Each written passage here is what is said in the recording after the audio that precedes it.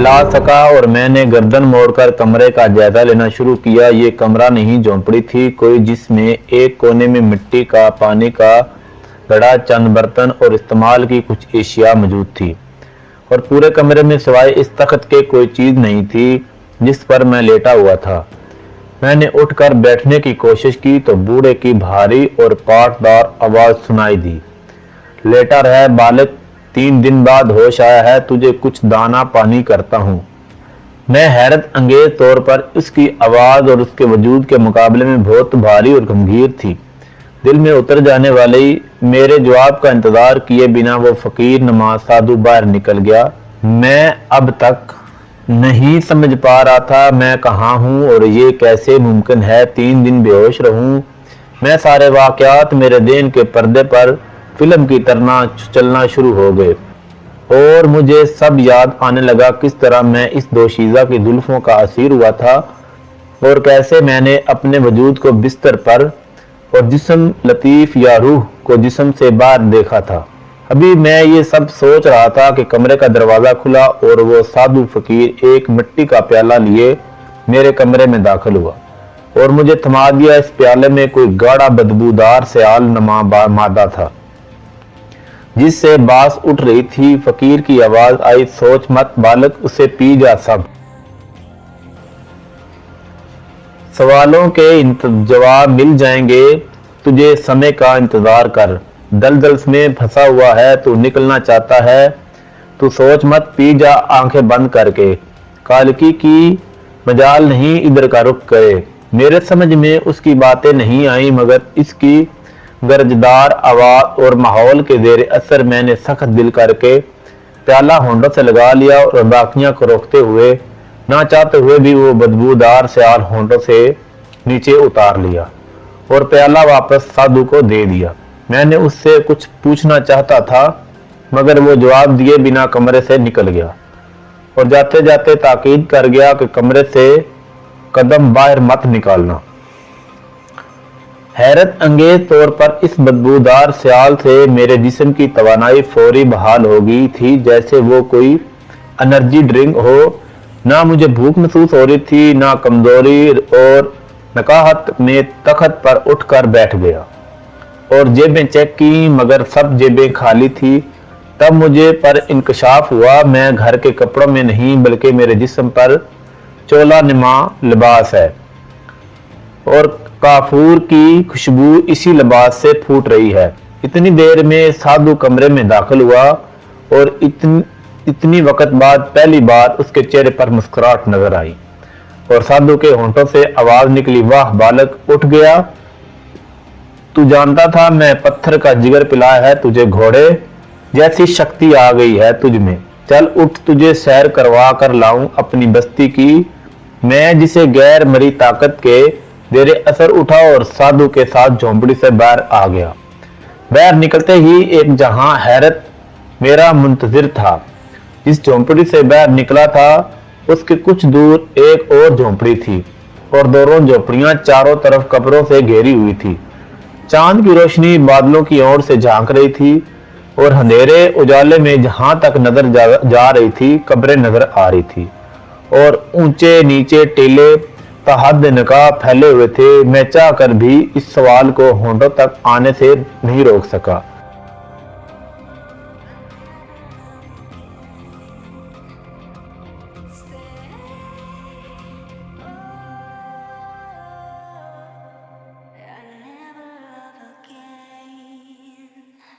कौन सी जगह है ये, कौन है मैं, यहाँ कैसे आया हूँ, कौन लाया है मुझे। जब मैंने बोलना शुरू किया तो सवालात खुद मेरे मुंह से निकलते चले गए।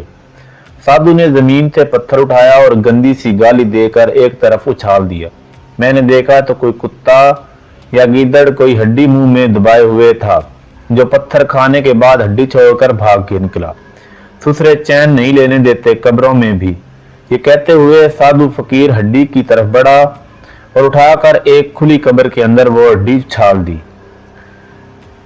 उसी लम्हे बादलों की ओंठ से निकल आया और ये देखकर मेरा सांस सीने में ही रुक गया। कि वो हड्डी किस इंसान के बाजू की थी और खुली कब्र में इंसानी ढांचा पड़ा हुआ था। फकीर साधु मेरी हालत से बेनियाज दूसरी झोंपड़ी की तरफ बढ़ा। उसने ना ही मेरे सवालों के जवाब देने की जहमत की और ना ही पलट कर देखा मैं आ रहा हूं या नहीं।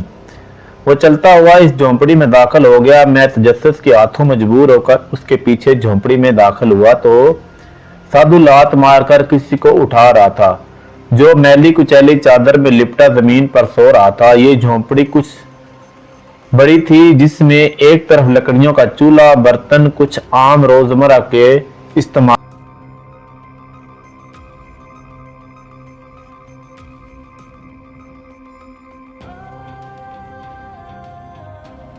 की इशिया और बिस्तर नमा चीजें थी। उठ ससुरे बाहर, तेरे ससुराली दावत मना रहे हैं, कब से कह रहा हूं कब्र फाट दे। साधु जोर जोर से चिल्ला रहा था, साथ में इस जमीन पर लेटे आदमी को ठोकरे मार रहा था। अच्छा बाबा, सुबह भर दूंगा, कसम अल्लाह की बहुत नींद आई है। चादर के अंदर से आवाज आई।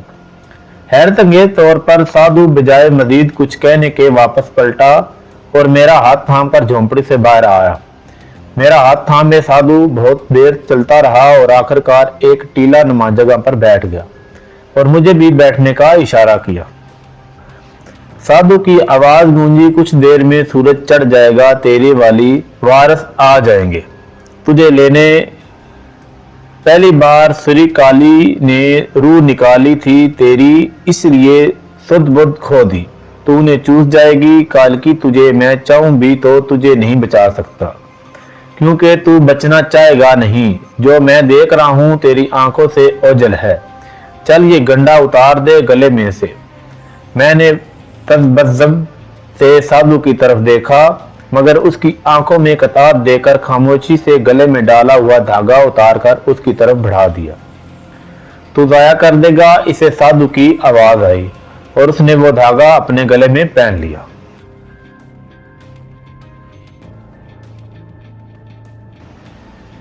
मेरे देन पर लातादाद सवाल हथौड़ों की तरह दस्तक दे रहे थे। बाबा कालकी कौन है, ये सब क्या है, मुझे बताओ। आखिरकार हिम्मत जमा करके मैंने सवाल किया। साधु ने घूरती आंखों से मुझे देखा और कहने लगा, समय का इंतजार कर, सब जान जाएगा, मट्टी में मिट्टी हो जाएगा, तू नफस का गुलाम है। ये कहते हुए उसने अपनी उंगली से एक अंगूठी उतारकर मेरी तरफ बढ़ा दी, जिसमें सफेद रंग का नगीना चढ़ा हुआ था। जब ये काला हो जाए तो समझ लेना तेरा टाइम पूरा हो गया, ढील खत्म हो गई है। इससे आगे बढ़ेगा तो मौत को गले लगाएगा। बस जा, अब तेरी सवारी आ रही है।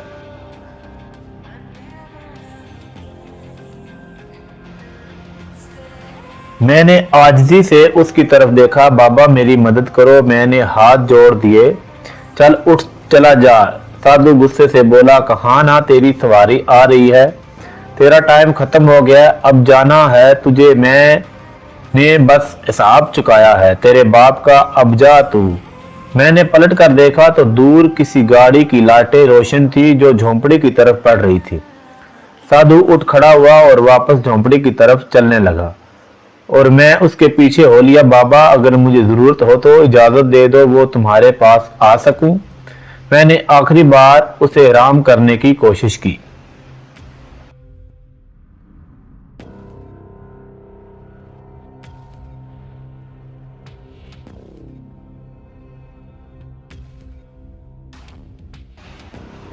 साधु ने गुस्से से पलटकर मेरी तरफ देखा। ये पत्थर तोड़ चोरा करके फांक लेना, मौत या जिंदगी दोनों रास्तों के बीच फंसे तो। मुझे इसकी बात समझ नहीं आई, मगर तब तक हम झोंपड़ी के पास वापस पहुंच चुके थे और बाबा कदीर अंकल जो मेरे चचा थे, उनके साथ किसी की गाड़ी में आए थे और झोंपड़ी के दरवाजे पर खड़े थे। साधु को देखकर बाबा इसकी तरफ बढ़े और उसका हाथ थाम लिया कर चूम लिया। यही अमल चचा ने दोहराया। साधु बाबा से मुखातब हुआ, सलाउद्दीन ले जा इसे। अब मैंने वादा पूरा किया, अपना हिसाब चुका दिया, मगर अब ये तेरे काम का नहीं, कालन का टिक्का बन जाएगा तेरे माथे पर। आज जान छुड़ा ले, इससे कल को नुकसान उठाकर छोड़ेगा।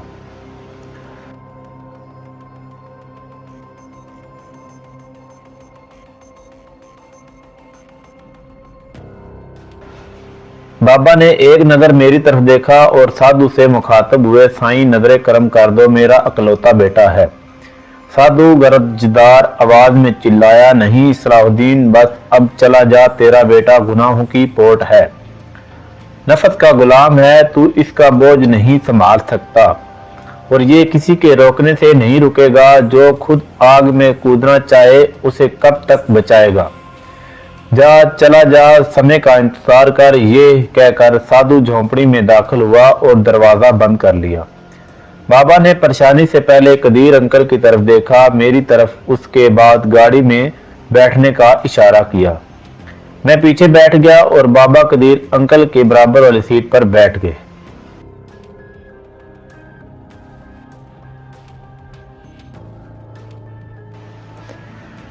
जब गाड़ी काफी लंबा फासला तय करके बाकायदा रास्ते पर आई, तब तक सूरज निकल चुका था और हम हुड की तरफ वीराने में थे। एक तवील सफर के करके हम वापस घर पहुंचे तो मैं बाथरूम में घुस गया और इस चूल्हे से जान छुड़वाई और नहा धोकर जीन शर्ट पहनकर बाहर आ गया। बाहर आया तो नाश्ता लगा हुआ था और सब घर वाले नाश्ते की मेज पर थे। मैंने चाहा कि बाबा से पूछूं, मगर बाबा ने आंखों के इशारे से बहनों के सामने बात करने से मना कर दिया।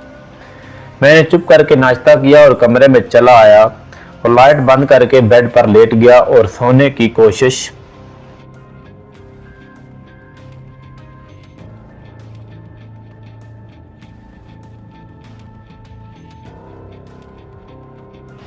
करने लगा। मगर बार बार साधु बाबा की कई बातें और गुजरी रात के वाकयात आंखों के पर्दे पर आते रहे।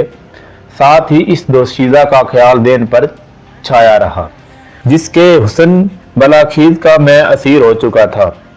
ये सब सोचते और जागती आंखों के ख्वाब देखते पता ही नहीं चला कब नींद की आगोश में चला गया।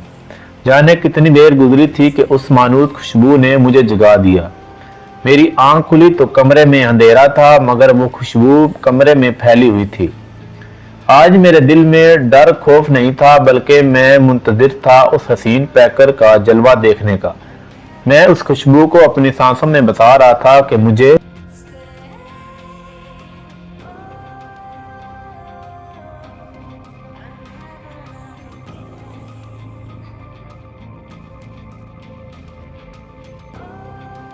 बोझ महसूस हुआ। वो खुशबू की मलका उचकी थी, मगर नजरों से ओझल थी।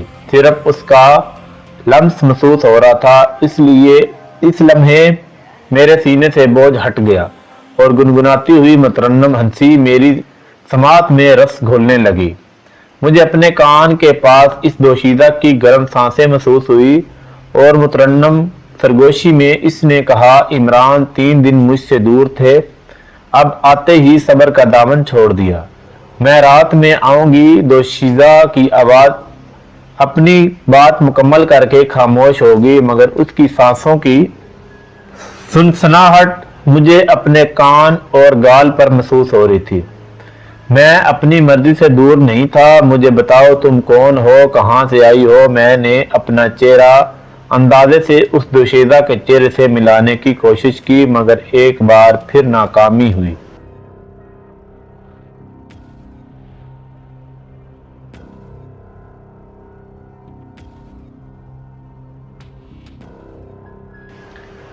अब वो आवाज दूसरी तरफ कान में रस घोलने लगी, जान जाओगे सब कुछ, रात तक इंतजार करो, मैं जानती हूँ किसने मुझसे दूर किया था तुम्हें। देख लूंगी उस बुड्ढे को भी मैं। सुनो, अपना चेहरा तो दिखा दो, मैं देखने को बेताब हूँ तुम्हें। मैंने फिर से कोशिश की इस कताला को राम करने की।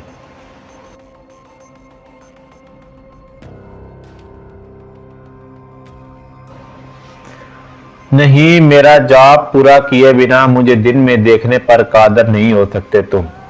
रात का इंतजार करो। अगर तुम मुझे अपनाना चाहते हो तो मैं रास्ता बताऊंगी, मगर याद रखना, एक बार कदम आगे बढ़ाया तो वापसी का कोई रास्ता नहीं होगा। हसीना की सरगोशी मुझे कान के पास महसूस हुई। इसके साथ ही मुझे महसूस हुआ कि वो जा चुकी है, क्योंकि ना मुझे उसकी सांसों की सरसराहट महसूस हो रही थी और कमरे में बिखरी खुशबू एकदम से कम हो गई थी। मैंने उसे आवाजें दी मगर बेसुध कोई जवाब नहीं मिला।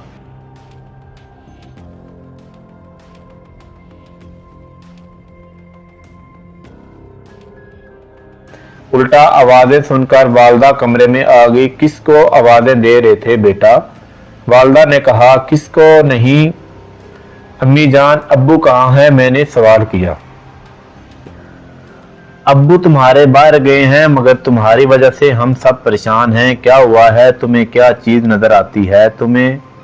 अम्मी ने परेशान होकर मेरे पास बैठते हुए पूछा। अरे अम्मी कुछ नहीं हुआ, आप परेशान ना हो, बस तबीयत ठीक नहीं थी। और मुझे क्या नजर आना है? मैंने अम्मी के गले में बाहें डालकर प्यार किया। अम्मी ने माथे पर प्यार करते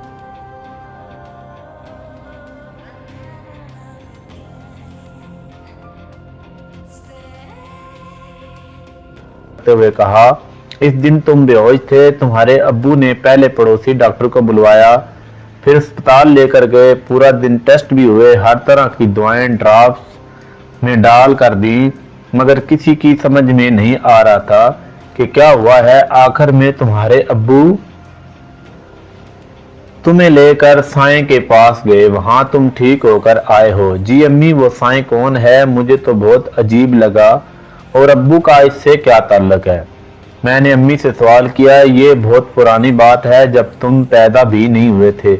वो मोहल्ले में आता था, किसी से ना कुछ मांगता था ना कुछ लेता था। बस हमारे घर के सामने वाला पेड़ उसका ठिकाना था। सारा दिन उसके नीचे बैठा रहता था, रात को चला जाता था। उठकर अम्मी ने तफसील बताई। मगर अम्मी, उसका अब्बू से क्या ताल्लुक है? मैंने फिर सवाल किया।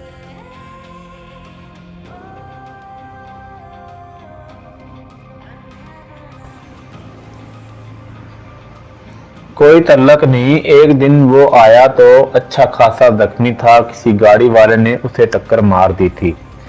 तुम्हारे अब्बू उसके पास गए, उसे अस्पताल ले जाना चाहा मगर उसने इनकार कर दिया था। फिर तुम्हारे अब्बू मोटरसाइकिल पर किसी डॉक्टर को लेकर आए, जिसने उसकी मरहम पट्टी की। इस दिन पहली बार उसने हमसे खाना खाया और कहा, ये उधार है, इसके चुकाने का वक्त आएगा। हालांकि तुम्हारे अब्बू ने सिर्फ इंसानी हमदर्दी में किया सब। अम्मी ने मुकम्मल तफसीर बताते हुए कहा। और अच्छा, मगर अब्बू ने इतने सालों बाद उसे तलाश कैसे किया? मैंने अम्मी से पूछा। वो जब की तरफ वीराने में रहता है, किसी कब्रिस्तान में झोंपड़ी डाली हुई है। इसने तुम्हारे कदीर अंकल इसके मुरीद हैं, इसके पास जाते रहते हैं। अस्पताल में वो आए थे तुम्हें देखने, तो उन्होंने ही तुम्हारे अब्बू को कायल किया था साईं के पास ले जाने के लिए। अम्मी ने बताकर कंफ्यूजन दूर की। ओ अच्छा, ये थी सारी स्टोरी। मैं भी कहूँ, इस फकीर का अब्बू से क्या ताल्लुक निकल आया? जो वो कह रहा था हिसाब बराबर हो गया है, ये हिसाब था, इसका हद होगी। मैंने मुंह बनाते हुए कहा। भाई चाय पियेंगे? छोटी बहन ने कमरे के दरवाजे से झांक कर कहा। चुटकी, तुझे चाय का ख्याल कैसे आ गया? मैंने नबीला को मुखातब होकर कहा। उसके पेट में दर्द है, बातें सुने बिना इसे चैन नहीं मिलता। चल जाकर बर्तन धो, अम्मी ने डांटा उसे। अरे अम्मी, कोई बात नहीं, मैंने अम्मी को कहा और नबीला को मना कर दिया कि दोस्तों की तरफ जा रहा हूँ। अम्मी उठ गई और ख्याल रखने की ताकीद की करते हुए कमरे से बाहर चली गई। शाम हो रही थी। मैं उठकर तैयार हुआ और ऐशा मंजिल दोस्तों के पास चला गया।